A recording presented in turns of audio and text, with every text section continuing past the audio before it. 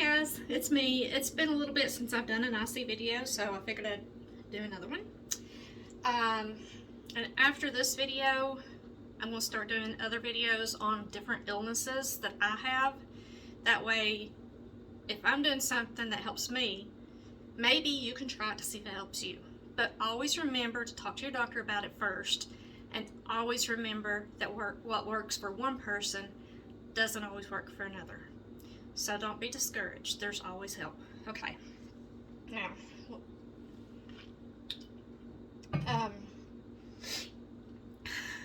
we're going to pretend like these funnels are our bladders, okay? This is a normal size bladder, or so we're thinking, okay? Here's the bladder, here's the urethra. Now, a normal size bladder should hold anywhere between 700 and 750 milliliters, depending on the size of your bladder. Some normal bladders hold like 600, 650. Not a problem. They're healthy bladders. With an IC bladder, you have pinpoint bleeding, lesions, Hunter's ulcers, urgency, frequency, pain, all of that, and it is not going to hold, or even if you had a normal size bladder, you're still going to feel like you got to pee every few minutes if you're in a flare-up. Okay, so I took a erasable marker, one of those dry erase markers, and marked inside of this. So the red is the pinpoint bleeding, the blue is the ulcers, and the green are the lesions, okay? Now this could be considered early stage IC, okay? And the further your IC progresses to getting worse, the worse that's going to look, okay? Now, neither of my urologists have cameras, so I didn't get to see what my bladder looked like before having it removed. That's fine. It was bad. I just wanted it gone.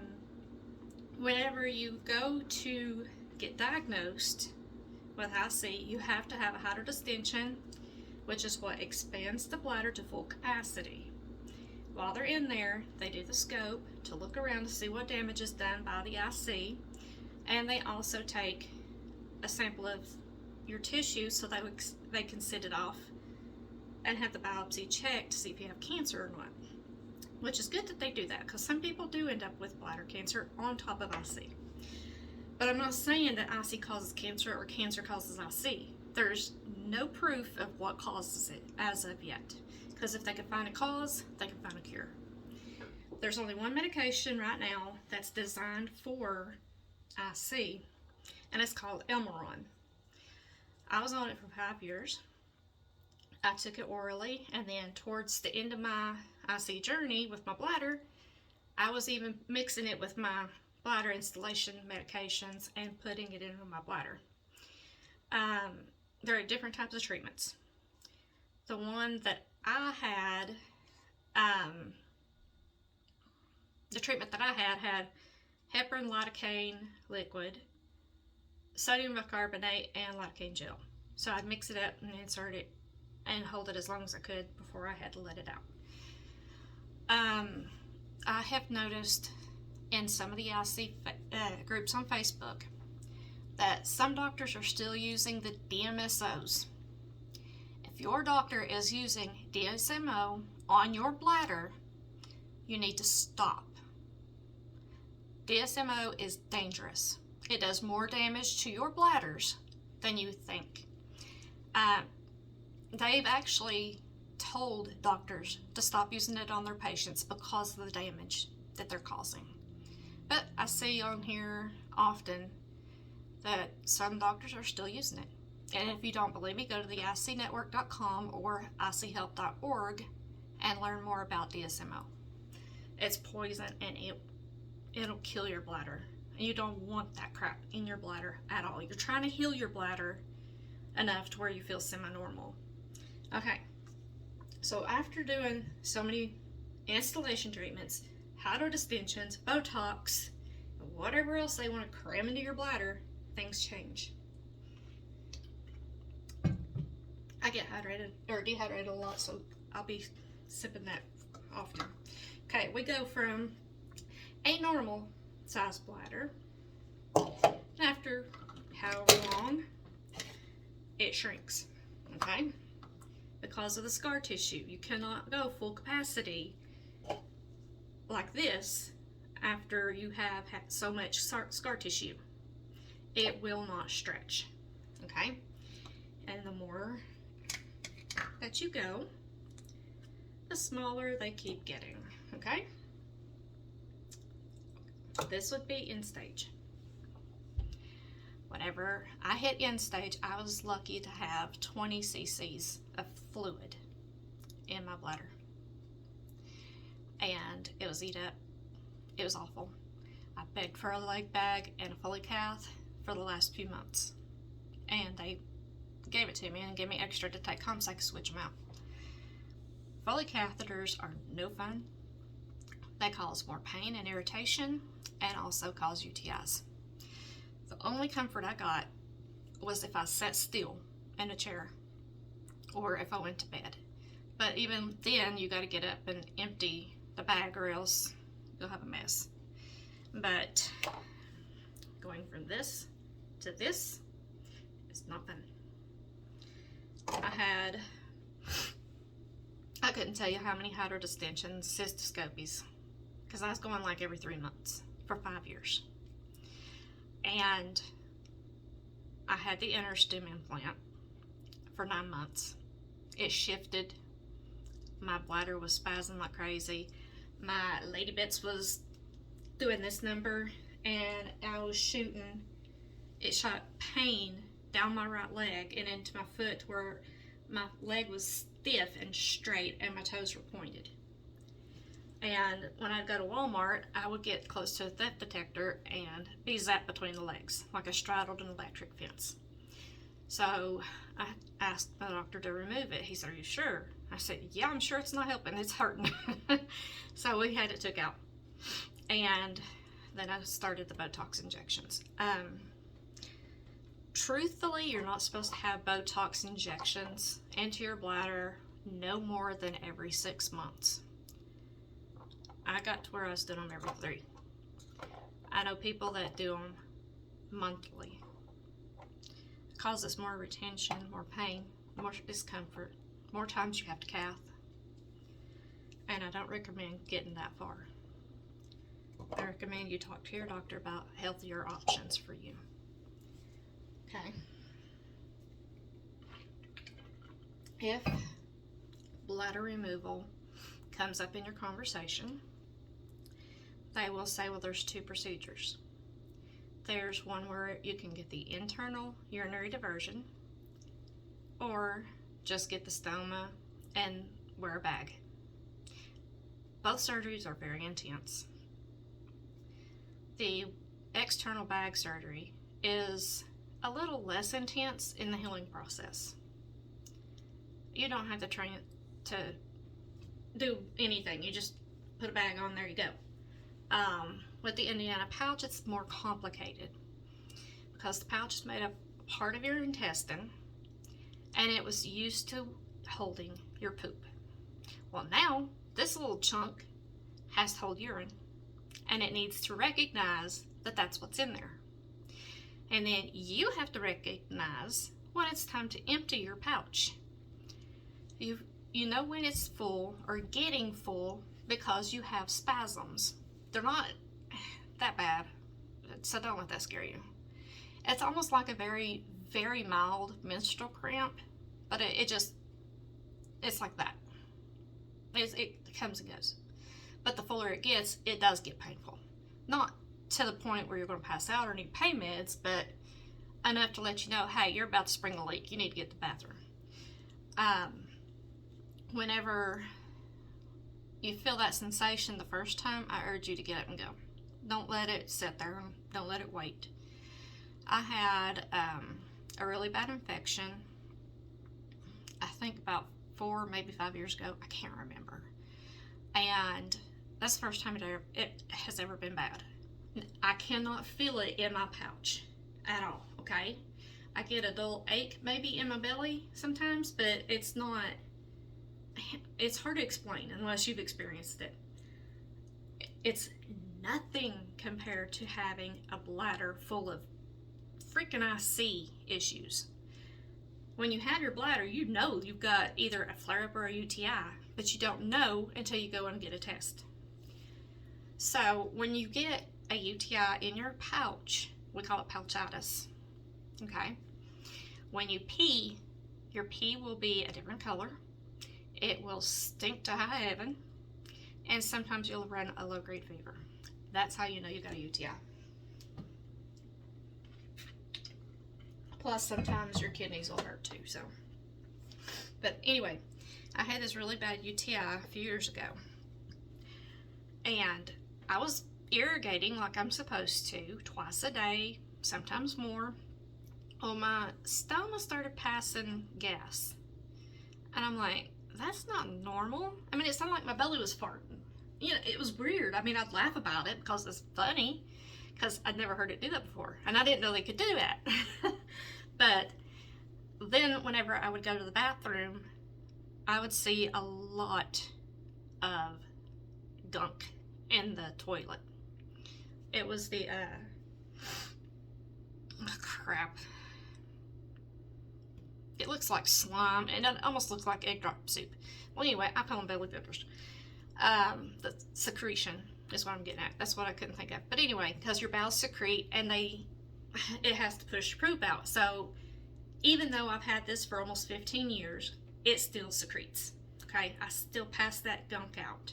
So I irrigate to keep it flushed out as much as possible. So when I had this bad infection, I went to my urologist that I have now, because my original one had retired and moved, and I asked him what we could do about it. He said, well, I could do a hydrodistension on you and cystoscopy, see what's going on. I was like, okay, let's do it. Well, I had a colonoscopy and that scheduled for the same day, so 2 procedures. And I had my colonoscopy done first, so I was out for that, of course. And then they come and get me to take me to another OR to do the hydrodistension and flush me out. Well, he couldn't get the lens or anything inside because it's a 16 French. I'm using a 14 French catheter to cath myself. But the camera and scope and all that, it's a 16 French. That's why you hurt after having one done.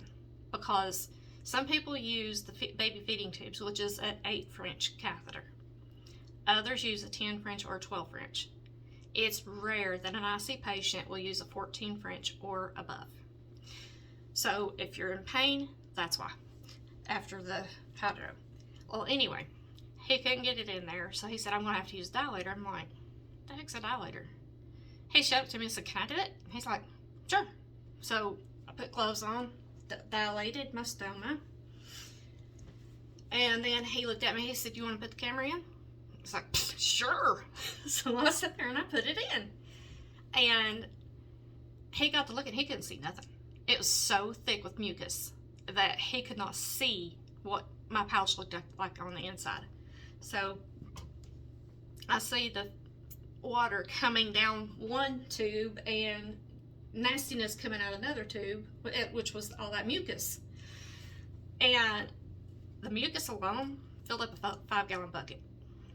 5 freaking gallons were in me. How the heck does that happen? That's something I haven't figured out yet, but if I do, I'll let you know. Because I don't eat unhealthy. I don't sit here and drink caffeinated drinks all day. I drink 1 cup of coffee in the morning. The rest of the day, it's water in big bottles like this. I'll go through 4 or 5 of these a day, easily. I take my bottles everywhere I go. And I've been told I'm probably the most hydrated person in Greene County, where I live. Well, anyway, hydration is key to keeping your pouch healthy. Even if you go through the surgery to have your bladder removed and have to wear the bag, hydrate, because it will keep your kidneys healthy as well. And I'm not talking about drinking Kool-Aid or Pepsi, all that junk. No, drink water. If you cannot stand the flavor of water, look for the flavored stuff that you can put in the water. But make sure it's not going to change the color of the water. Because if you use anything, drink anything with color to it, it affects your kidneys. And you want to keep your kidneys healthy because you don't need to lose kidneys. You need those in order to pass your fluids out. With catheters, this is a big lesson here. This is a pure catheter. This is one of those that I use. I've got some in there that are pre-lubed. This one is not lubed, okay? When you have the Indiana pouch, you have no choice but to use a male catheter. A female catheter don't even get in far enough to start getting urine out at all. With a male catheter, you have to insert it. Okay, I'm going to show you this first. We'll go in steps here. Okay, your normal size bladder. If you have to start cathing due to retention or whatever reason, installation treatments, whatever, when you insert that catheter into your urethra, and it's, I'll wiggle it so you can see it. It's that far in because you see the eyelets, right? Okay, as soon as pee starts coming out, you're far enough. Do not push any further, because when you push it in further, you're poking and jabbing your bladder, and that's going to leave damage to your bladder. Same thing with the man. I know you have further to travel and you have to go over your prostate, but as soon as you get it in, no matter how much is left out here, as soon as you hit urine, stop. Do not insert it any further, because you will cause damage to your bladder. I do not like hearing people say, well, I can't get it just right, and there's so much urine in my, I'm like, put it in where you start to pee and leave it, unless you want pain and more damage. With these catheters, okay, if you're going to put them in your pocket, you can bend them like this and stick them in your pocket. Okay, I hate carrying a pocketbook. It's just too much junk, and I hate it. So I always carry one in my purse, in my pocket. So what I do is I curl it like this and then stick it in my pocket. Okay, let me show you what it's like with it in this paper. Okay, so I'm going in a store. I'm going to put this in my pocket. It looks funny and it looks like it's getting kinked because of the paper, but it's not kinking, okay? So don't let the paper fool you. It is not kinked. I put it round like that and stick it in my pocket. Now, if I do not have pockets and I just need to run in for whatever and it's almost time for me to pee, I will put it in my waistband and around my belly. That way nothing is sticking out, nothing to see, nobody knows. I just go about my business and then I'm done. I go to the bathroom, pull it out of my waistband, do my thing, and I'm done. The different type of catheters throw people for a loop. Like I said, this is a pure catheter. That's the kind I use. And they donate 10% of whatever money they bring in for bladder research. I don't know what type of bladder diseases. I don't know if it's all bladder diseases or specific ones, but they donate 10% of their money to research. Now, another reason I like pure catheters, the eyelets. These eyelets are polished and very smooth. They do not cut you. Coloplast punches their little eyelets with a machine. They just punch them out, and that's it. I have cut my fingers on Coloplast catheters, and I've never been cut by a pure catheter. Never. I insert quickly, which will cause some bleeding, but that's my fault. That's because I'm in a hurry. But these don't cut. They will not do the damage to your urethra or your stoma or bladder pouch, any of that, if you use pure catheters. Okay? Now, something that ticks me off is that we are only allowed 200 catheters per month, no matter if you have a bladder or an Indiana pouch. Now, in the beginning of your Indiana pouch journey, you will go more than 200 times because you're training your pouch. But once you find that comfort zone, you'll be able to handle the 200 catheters. For those who have their bladder with IC, 200 catheters could go within less than a week if your bladder is as bad as mine was. And I think they should allow us unlimited access to catheters, period. I think it's stupid that they limit us with 200 catheters. There are times I do go more because I drink more, or I actually splurge when I go out to eat and get a sweet tea or cherry Coke or whatever. That's the only time I ever drink anything different, is when I go out to eat. It's crazy. And I know whenever I had my bladder, I was going through more than 200 catheters back then, but then over time they changed the rules, I guess. They thought, well, you don't need to pee no more than 200 times a month. Well, it's on you, because we have to when we have that disease. I don't pressure people into having this surgery, because this surgery is not for everybody. I know many people that wish they had went with the external bag. And I know people who have the external bag wish they could have had the internal pouch instead. And even the external bag is not for everybody. Age and your health decides that, along with you and your doctor. If you are looking at getting an Indiana pouch or the external bag, if you have questions, message me. You can either message me on here or find me on Facebook, Instagram, or TikTok. I'm on all of those. Oh gosh, y'all, I tell you, when you do go through with bladder removal, see if there's a way you can donate it for research. And tell them which research you want your bladder to go to. Same with any other organ you have to have removed. Send it off for research for whatever disease is attacking you. And maybe one of these years, maybe not in our lifetime, but one of these years, they'll find better ways to treat these diseases.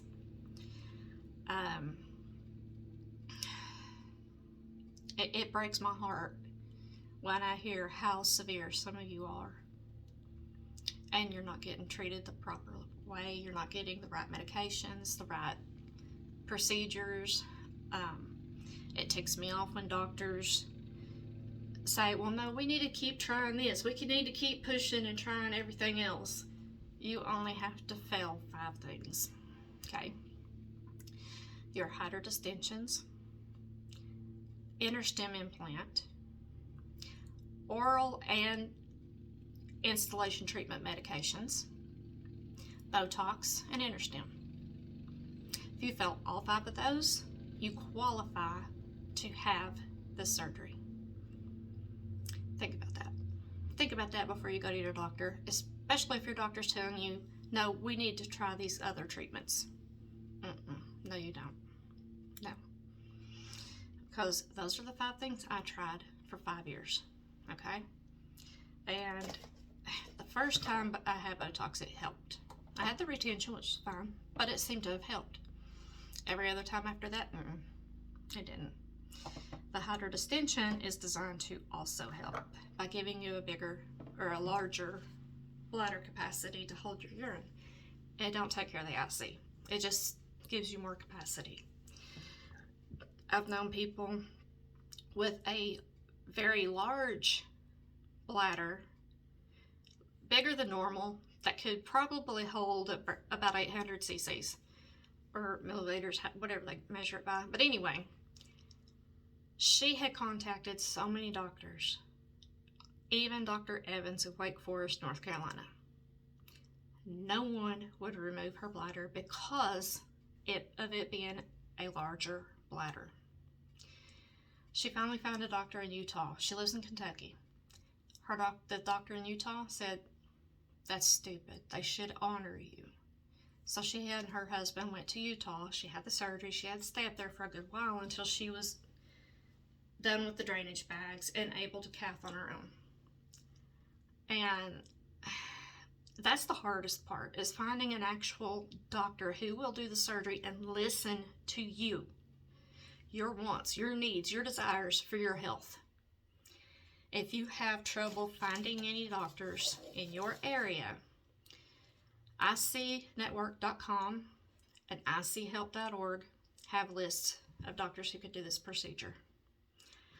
I've known people who have went through this the bladder removal surgery with the bag or the internal, it doesn't matter, to a specific doctor, and I think y'all can figure out who. And they had such bad infections they almost died. They had to go back to him and have a vacuum put over their surgical area because it was sucking out all the infection.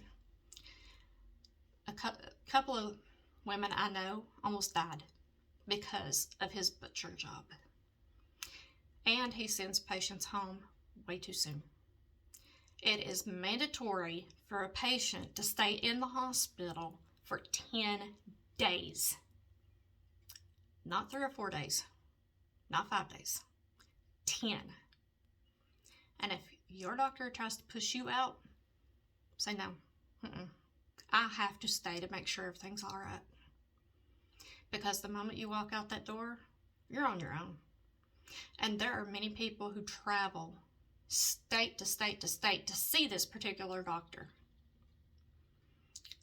And when they get home, what the heck are they supposed to do? There ain't nobody there that can help them. There's nobody in their area that knows anything about the surgery they've had. So they have to go all the way back to this doctor to get put back in the hospital under supervision and pumped full of meds for God only knows how long. But yeah, there's been some close to death situations because of him. So I will not mention his name on here. I'm sure some of you can figure it out. He is brilliant as far as what I see is and all of that, but he's not too sharp on how to do the surgery or how to help the patient after the surgery.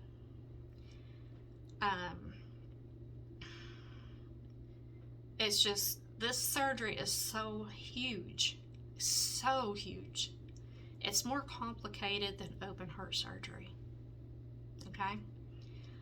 With the external bag, what they do, they take the udders from your kidneys and connect it to the stoma, and then you wear the external bag. With the Indiana pouch, they take a part of your large intestine, make a pouch, connect the kidneys to it, and then that to the stoma. And that's how you can, just push this catheter in all the way to the tip and empty out. Now here's where a lot of people screw up. Oh my goodness. You wouldn't believe the stories I hear.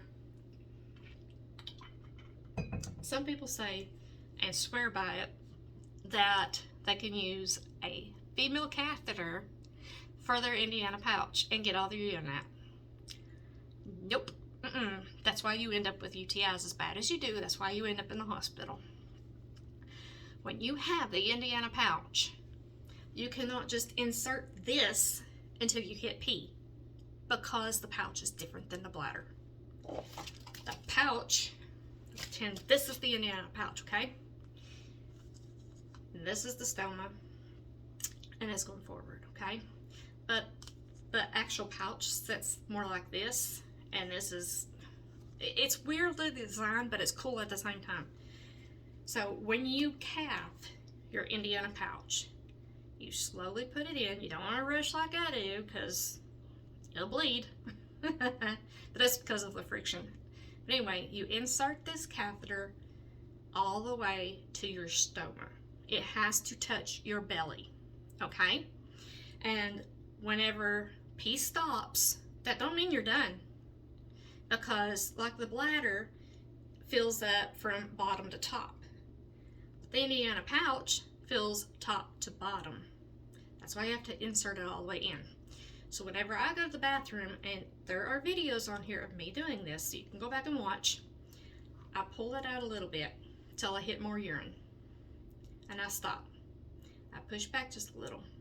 No urine, I pull out just a little further than where I stopped, until I stop peeing, push in a little bit, pull back out. I do this all until I know I have hit every pocket in my Indiana pouch. And then when I know I'm done, and after that slow going and pushing in, pulling out, I can finally dispose of that catheter.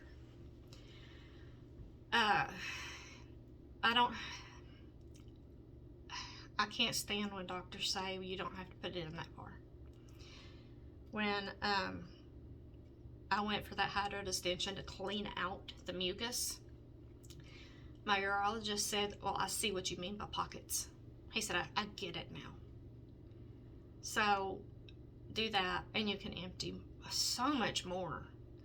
I mean, I can fill up almost a 2-liter bottle if I haven't been to the bathroom for a while. Like if I don't go through the night at all, then the next morning I could sit there with a 2-liter bottle and fill it almost to the top of the paper. That's insane. That's like nothing I've ever experienced before until now. But I can pee in the road, or while on the road if I'm traveling. Not while I'm driving, but on a trip. I take bottles with me, big bottles, my still water bottles, and then that way I can pee into them and then dispose of them and just drop this catheter down inside the bottle. God, it makes it so much easier, especially with somebody else driving and you have to stop and pee and they don't have to. Whew. But there are advantages and disadvantages, of course.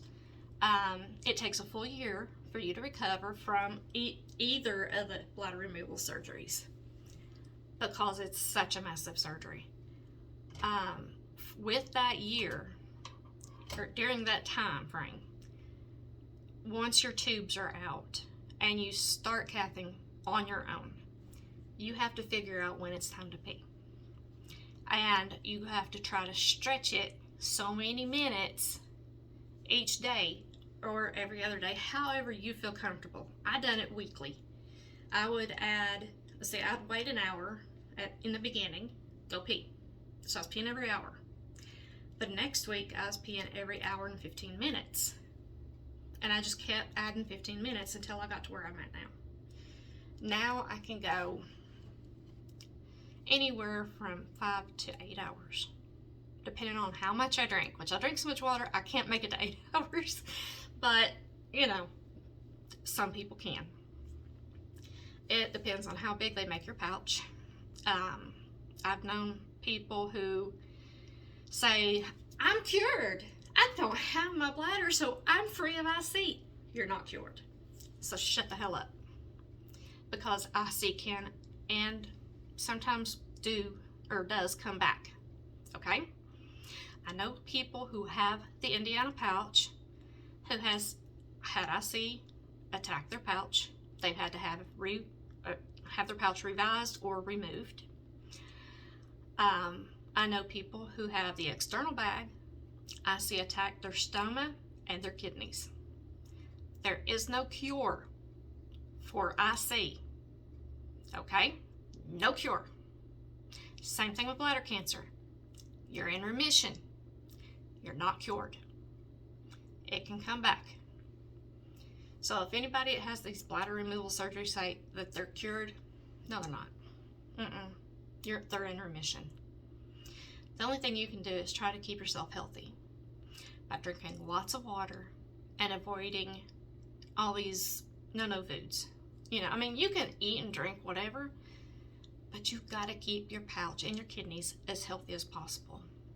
If you don't like drinking water, add a flavor to it, but try to make it a clear flavor. You don't want the clouded crap because it can cause your kidneys to get infected. If you get kidney stones, this is going to be fun. If you get kidney stones for either of those surgeries, you cannot pass them through the stoma, through a catheter. There's no way. They have to go inside, blast them, and remove them, or just remove them. So like with me, with the Indiana pouch, they would have to go into my pouch to get the kidney stones out. If you have just the stoma with the external bag, they have to go into your kidneys to get it out. I have yet to meet anybody that has successfully passed a kidney stone through a stoma. I use, hold on, I'll show you. It's nothing nudie, nothing dirty. But I have other videos showing this too, so I don't care. I can kiss my butt. But this is what I wear on my belly. Okay. This is the plate. See, that's my stoma. Look how little it is. Looks like a little belly button. But anyway, that's the stoma plate. This is the stoma cover. Inside, this is some type of cotton material. It's almost like a gauze type thing, but it's thicker. Kind of like wearing a maxi pad, that kind of thing. And anyway, if I spring a leak, it goes into that. Okay? And I don't have to worry about it getting on my clothes. I don't have to worry about peeing in my bed unless that thing pops off. It has a lock on it. Hang on. I'll just pop it off and show you. There's a lock right here. If you pinch it together, it locks it in place so it don't pop off. But it is so hard to unlock that I just leave them unlocked. And it hardly ever pops off. Unless I'm sleeping and fighting somebody in my sleep, I guess. But other than that, it stays on. So you don't have to lock it at all. You can do more when you have the no bladder. And what they done in my pelvic floor, because I've heard this before too. Well, we can't do this because your pelvic floor will drop. Duh. My pelvic floor has been tacked up. I have a couple of staples that has tacked it up. I've never had an issue with my pelvic floor. People ask me about sex. For me, once I healed and had a guy in my life, sex was incredible. I've never felt that good before. And, well, now I'm going through menopause and all that crap, so I can live without sex. But anyway, I get asked that often, and people are so embarrassed to ask that question, and I'm like, you know, don't be embarrassed. Ask it. You need this knowledge. That way it helps you to make your decision. You do have a weight restriction. You're not supposed to lift anything heavier than a gallon of milk with either of these surgeries for the rest of your life. And trust me, you don't want to do that because you get hernias extremely easy, and it can cause damage to your stoma, your pouch, or whatever. I've had 4 hernia repair surgeries within less than 2 years, if that tells you anything. That's because I was living in another apartment and having to lift and carry and move things by myself.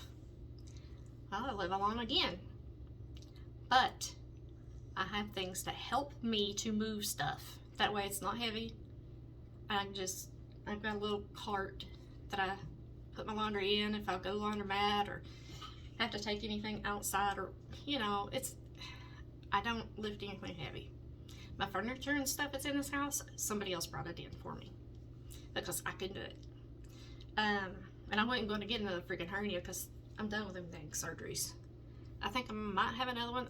The last one I had was next to my stoma. The doctor that done it, she said that she wasn't going to use the mesh because she was afraid that the mesh would adhere to my stomach. My stoma. And I really appreciated that. She just stitched it with dissolvable stitches.